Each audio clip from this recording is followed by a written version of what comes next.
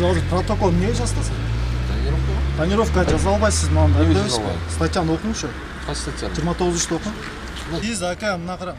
Сиз мага далилдеп протокол анан жазасыз. Мен далил жазбаймбы? Сиз кандай? Биз бүгүнкү эфирибизде Ош жана Жалал Абад облустарындагы терезелерине кара жылтырактарды чаптаган айдоочулар тууралуу жана аларга чара көргөн инспекторлор тууралуу айтып беребиз.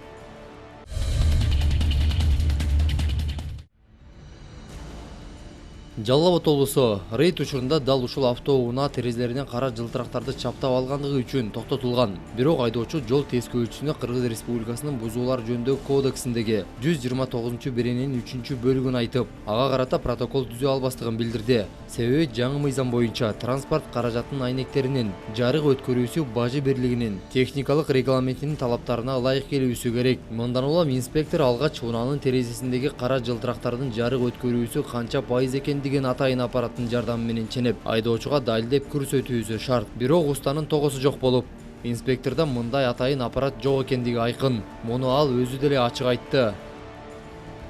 Сиз азыр протокол эмнеге жазасыз? Тонировка жаза албайсыз, мага дайындайсыз. Статьяны окуңушу. Кайсы статьяны? 29-ту окуң. Жазып турбайбы? Мына окуңушу. 129 берени ички иштер чөйрөсүндөгү ыйгарым укуктуу орган менен тиешелүү макулдашуусу жок кайра жабдылган транспорт каражатын башкаруу. Айдоочунун маңдайкы айнеги же алдыңкы эшиктин каптал айнектери күңүрттөлгөн, анын ичинде кустардык, өнөр жайлык түрдө даярдалган же болбосо аларда пардалар пайдаланылган же айнектеринде чагылышкан күңүрттөөчү жабуусу бар транспорт каражатын башкаруусу 3 категориядагы айыппул салууга алып келет. Эскертүү: транспорт каражаттарынын айнектеринин жарык өткөрүүсү, күңүрттөлүүсү бажы бирлигинин техникалык регламентинин талаптарына ылайык келүүсү керек. Ушул ченем тизмеге Кыргыз Республикасынын өкмөтү тарабынан белгиленген атайын автомашиналарга жайылтылбайт.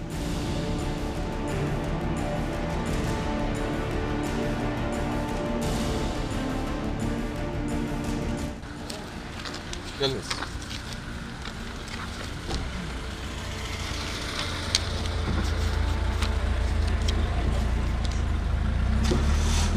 Управление водителем транспорта тонирующим лобовым или боковым стеклом. 29. До канчага чейин экен? Канча процент жапты кириш керек. Мен сизге ошону айтып атпайм. Эгер сиз ака мына караң. Сиз мага далилдеп протокол анан жазасыз. мен далил жазбаймбы? Сиз кандай? На глазу далилдеп коюш. Мен пленка менен чапталып турбайбы?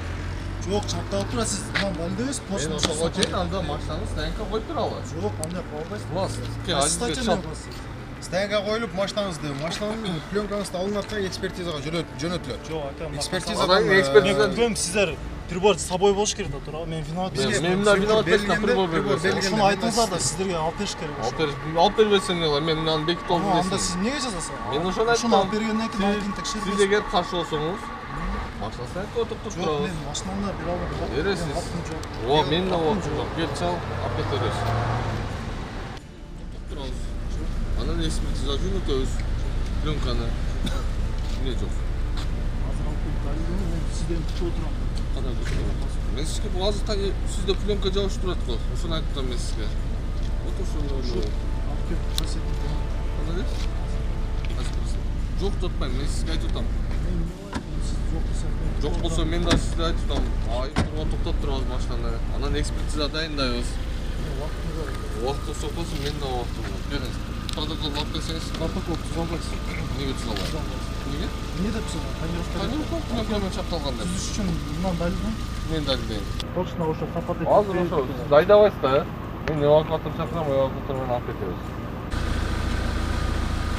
Анан уже соттун барып кайрылган сөз. Мен ошондо тонировка. Сиз азыр протокол эмне деп жазасыз? Мындай нагаз көрүп билдиресиз. Кара пленка менен чапталып турат. Кара чапталып турат, сиз келип прибормен текшериң да. Прибор жок болсо мен эмне менен текшерем? Мен да виноват эмесмин. Мен да виноват. Сизге ошо каражатты алып келип бериш керек. Алып келип берсең, ошондо алып. Картировканы алып. Өзүңүздөр бүткүнлөй главный окуп коесуздар. Решение бар экенин окубайсыздар. Каерде решение? Решение сиз до конца окуп көрүңүз. Сизде кагазыңыз барбы анда? Кагаз менде болушу мүмкүн эмес, сиздерде А болушу. сиз каяктан билип атасыз бул 25%? Сиз каяктан билесиз? Мен тонировка деп атам. Ошону далилдең, мен сизге айттым. Далилдеуге токтом, ачсаңыз ишиңизди. Тонировка жок эмес, бар. Сиз далилдебейсизби? Ачсаңыз. Пленка менен чапталып турабы? Пленка бар. Не сыйбайт? Неге сыйбайсыз? Сыйылып атты. Акыңыз жоқ. Акылым бар да. Жоқ. Сіз дайындайын. Мен дәл сіз дәл емес.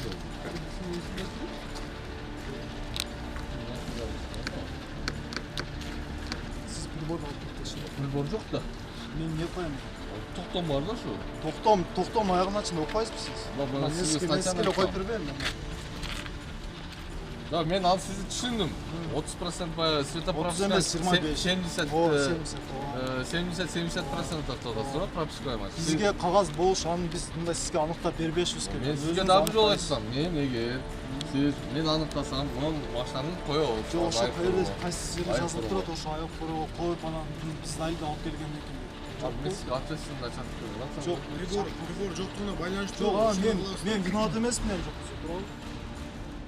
Инспектор менен айдоочу бир топко чейин бир чечимге келе албай турушту. Бир сөз менен айтканда, жол тескөөчү айдоочуга карата эч кандай чара колдоно алган жок.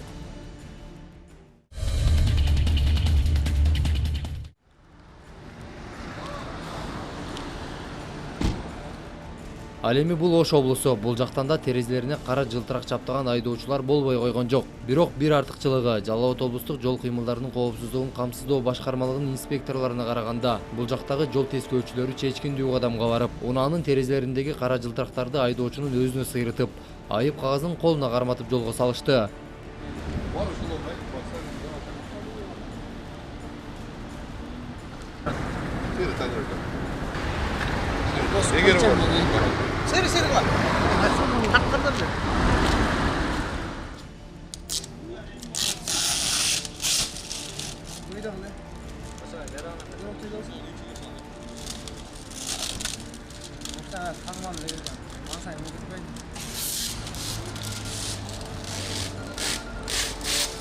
Туура, мыйзамда ушундай каралган.